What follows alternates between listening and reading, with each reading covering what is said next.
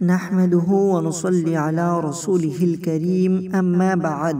সম্মানিত Medina TV 24 এর দর্শক ও শ্রোতা, আসসালামু আলাইকুম ওয়া রাহমাতুল্লাহি ওয়া বারাকাতুহু। সম্মানিত দর্শক ও শ্রোতা, আজকে শাবান মাসের ফজিলত সম্পর্কে আলোচনা করব। হিজরি চন্দ্রবর্ষের অষ্টম মাস হলো শাবান। এই মাস বিশেষ মর্যাদা ও ফজিলতপূর্ণ। হিজরতের প্রায় 1.5 বছর পর কিবলা পরিবর্তন হয়। বাইতুল মুকাদ্দাস এর পরিবর্তে কাবা শরীফ কিবলা হিসাবে ঘোষিত ও নির্ধারিত হয় এই শাবান মাসেই। সুবহানাল্লাহ। আল্লাহ পাক রব্বুল আলামিন কুরআনুল কারীমের মধ্যে ইরশাদ করেন, বিসমিল্লাহির রহমানির রহিম, قد نرى تقلب وجهك في السماء فلنولينك قبلة ترضاها فول وجهك شطر المسجد الحرام। অর্থ, হে নবী, আমি লক্ষ্য করি বারবার আপনার আসমানের দিকে তাকানো, সুতরাং অবশ্যই আমি আপনাকে ফিরিয়ে দিব সেই কিবলার দিকে যাতে আপনার সন্তুষ্টি রয়েছে। সুবহানাল্লাহ। রাসূল সাল্লাল্লাহু আলাইহি ওয়াসাল্লামের চাওয়াতে আল্লাহ পাক রব্বুল আলামিন কাবা শরীফকে কিবলা বানিয়ে দিয়েছে। সুবহানাল্লাহ। সম্মানিত দর্শক ও শ্রোতা, শুধু তাই নয়, আল্লাহর প্রিয় হাবিব সাল্লাল্লাহু আলাইহি ওয়াসাল্লাম এর প্রতি দরুদ পাঠের নির্দেশনা সংবলিত অসাধারণ আয়াতটি এই মাসেই অবতীর্ণ হয়। আল্লাহ পাক রব্বুল আলামিন বলেন, বিসমিল্লাহির রহমানির রহিম, ইন্নাল্লাহা ওয়া মালাইকাতাহু ইউসাল্লুনা আলান নবী ইয়া আইয়ুহাল্লাযীনা আমানু সাল্লু আলাইহি ওয়া সাল্লিমু তাসলিমা। অর্থ, নিশ্চয় আল্লাহ তাআলা এবং তার ফেরেশতাগণ নবীজির ওপর দরুদ প্রেরণ করে। হে মুমিনগণ, তোমরাও তার প্রতি দরুদ পাঠ করো এবং যথার্থভাবে সালাম পেশ করো। সুবহানাল্লাহ। সম্মানিত দর্শক ও শ্রোতা, এই মাসের ফজিলত সম্পর্কে হাদিস শরীফের মধ্যে এসেছে।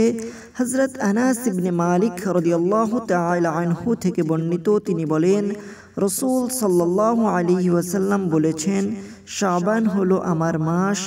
যে ব্যক্তি শাবান মাসের প্রতি সম্মান প্রদর্শন করলো, সে আমার প্রতি সম্মান প্রদর্শন করলো, আর যে আমার প্রতি সম্মান প্রদর্শন করবে, কিয়ামতের দিন আমি তার জন্য সুপারিশ করব। সুবহানাল্লাহ। তাহলে বোঝা গেল শাবান মাসকে রাসূল সাল্লাল্লাহু আলাইহি ওয়াসাল্লাম নিজের মাস হিসাবে আখ্যায়িত করেছেন। সুবহানাল্লাহ। সম্মানিত দর্শক ও শ্রোতা, এই মাসকে আমরা সম্মান করব, অর্থাৎ এই মাসে আমাদেরকে বেশি বেশি ইবাদত বন্দেগী করতে হবে, নফল নামাজ, নফল রোজা রাখতে হবে, বেশি বেশি ইবাদত বন্দেগী করতে হবে, রাসূল সাল্লাল্লাহু আলাইহি ওয়াসাল্লামের উপর বেশি বেশি দুরূদ শরীফ পাঠ করতে হবে। সম্মানিত দর্শক ও শ্রোতা, হাদিস শরীফে আরো এসেছে, হযরত উসমান বিন যায়েদ রাদিয়াল্লাহু তাআলা আনহু রাসূল সাল্লাল্লাহু আলাইহি ওয়াসাল্লামকে জিজ্ঞাসা করলেন, হে আল্লাহর রাসূল সাল্লাল্লাহু আলাইহি ওয়াসাল্লাম, শাবান মাসে আপনাকে যত রোজা রাখতে দেখি, অন্য মাসে এত পরিমাণ রোজা রাখতে দেখিনি, অর্থাৎ আপনি কেন এই মাসে এত বেশি রোজা রাখেন? রাসূল সাল্লাল্লাহু আলাইহি ওয়াসাল্লাম বললেন, এটি এমন একটি মাস যা রজব এবং রমজানের মতো গুরুত্বপূর্ণ দুইটি মাসের মধ্যে পড়ে, আর অধিকাংশ মানুষ এ মাসটি সম্পর্কে গাফেল থাকে, অর্থাৎ এ মাসটি সম্পর্কে তারা বেখবর থাকে, উদাসীন থাকে, যার ফলে তারা এই মাসে বেশি বেশি আমল করতে পারে না। তারা ভাবে যে সামনে তো রমজান আসতেছে। সম্মানিত দর্শক ও শ্রোতা, আমরা এইরকম ভাবি যে রমজান থেকে ইবাদত শুরু করব না। সম্মানিত দর্শক ও শ্রোতা, আমাদের শাবান মাসে বেশি বেশি ইবাদত করতে হবে, বেশি বেশি ইবাদত করার প্রস্তুতি নিতে হবে, যেন আমরা রমজানে আরো বেশি ইবাদত করতে পারি। সম্মানিত দর্শক ও শ্রোতা, আল্লাহ পাক রব্বুল আলামিন আমাদেরকে এই বরকতময় মাস শাবান মাসের ফজিলত, শাবান মাসের বরকত অর্জন করার তৌফিক দান করুক।